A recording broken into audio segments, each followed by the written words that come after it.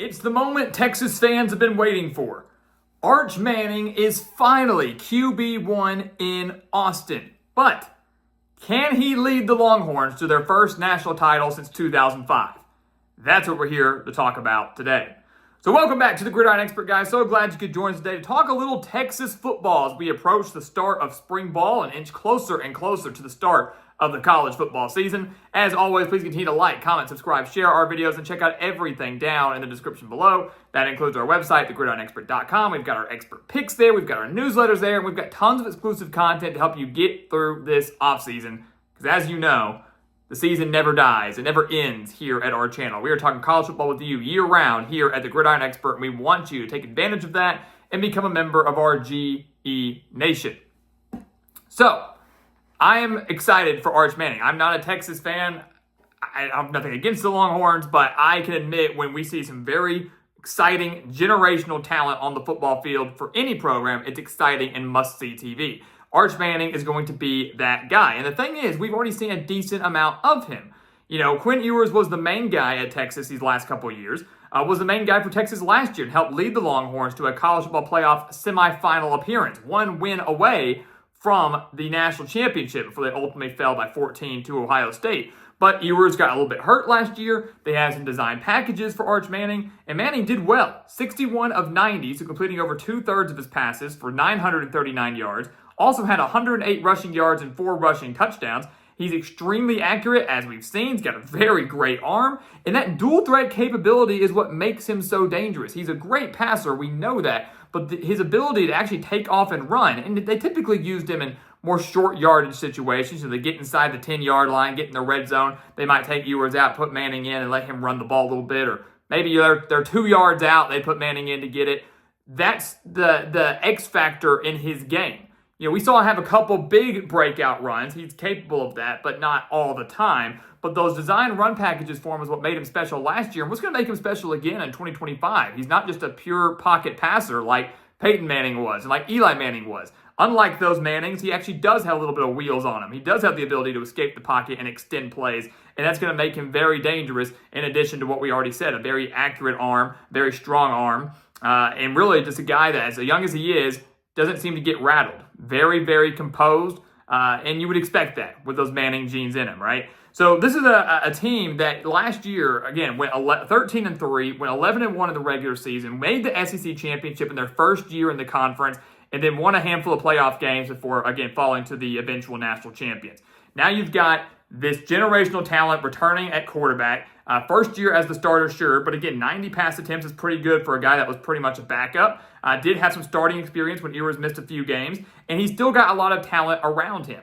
The funny thing for Texas is they do lose a lot, right? They lose a lot from last year's team, especially on the offensive line and at the wide receiver position. If you're a quarterback, you're going to want yourself some weapons. They lose 4 starters up front on the offensive line. They lose their leading wide receiver in Matthew Golden, who had 987 yards and 9 touchdowns last year. And it seems that right now Steve Sarkisian's strategy is kind of to rely on the depth that Texas already had and to rely on the young guys. You know, we haven't really seen Texas go out and grab a bunch of guys in the portal. They've added a handful. I'm not saying they haven't done anything, but we haven't seen them have a complete overhaul on offense or really a complete overhaul on defense through the portal or anything like that. They're kind of relying on the guys that they had. So I'm expecting the guys that were waiting in the wings in the offensive line to step in and fill that void. We're expecting to see younger wide receivers, guys like Ryan Wingo, who had nearly 500 yards and 2 touchdowns last year, and DeAndre Moore Jr., who had over 450 reception yards and 7 touchdowns last year. Expecting to see those guys fill a greater role and become the top targets for Arch Manning this season. So again, they didn't make any splash acquirements from the portal, but Texas, as we know, has recruited well and does have a lot of young, raw talent that they're expecting to use and expecting to still be able to compete in this conference. The defense, on the other hand, actually does look pretty solid. Yes, they lose a handful of players on all 3 levels, but I would say the front 7 does look pretty good. They did go out and add a solid linebacker, Brad Spence, in from Arkansas, so some extra depth and experience there. The secondary is the one thing that I think Texas has to work on the most. It's if you're looking for a major concern or the biggest concern on the defensive side of the ball, it would probably be in the secondary, that one area needing a little bit of work. But the overall way I can describe this Texas team, at least right now, is it's a young, team. Even at quarterback, it is a young team, but it is a very talented team. A lot of youth, not a whole lot of experience, but a lot of talent that, in theory, is only going to get better with each passing week. And you say, well, hold on. They play in the SEC. We don't have the luxury of, learning from week to week. We've got to win games here. And I say, yes, you absolutely do. The beauty for Texas, though, is their schedule is really, really easy. For the second year in a row, Texas was given a gift in their conference slate. They really were. Now, their first game of the year is not easy, right? They open up on the road at Ohio State, a game that could potentially be the number 1 team in the country versus the number 2 team in the country in the first game of the year. It's going to be awesome. A playoff semifinal rematch, potentially number 1 and number 2. Arch Manning going up against the Buckeyes in the Horseshoe in Columbus. It's going to be intense. It's going to be awesome. It is by far the game of the week in week 1. And that's going to be a great measuring stick for both these programs. Ohio State loses a lot. Texas loses a lot. Where do these teams stand as they enter the 2025 season? The bottom line is, regardless of the outcome, regardless of who wins or loses that game, it's not going to hurt them that much. It's a non-conference game. It's a great quality opponent. That's not going to be the deciding factor if these teams are struggling to make the playoff or whatever it may be. It's a great resume-boosting win, but it's not going to hurt your resume if you lose. After that, obviously, Texas enters the rest of their non-conference, and then they have the SEC slate. Listen to this SEC slate. All right, I'm just going to go through it all. They play at Florida, Oklahoma, of course, at Kentucky, at Mississippi State, Vanderbilt, at Georgia, Arkansas is at home, Texas A&M is at home. So, just to recap, they play Vanderbilt, Arkansas, and A&M at home. Their toughest road games are Florida and Georgia. They avoid Alabama, they avoid LSU, they avoid Tennessee, they avoid Ole Miss. They're avoiding pretty much all the top dogs in the SEC with the exception of Georgia. I mean, how are they getting so lucky?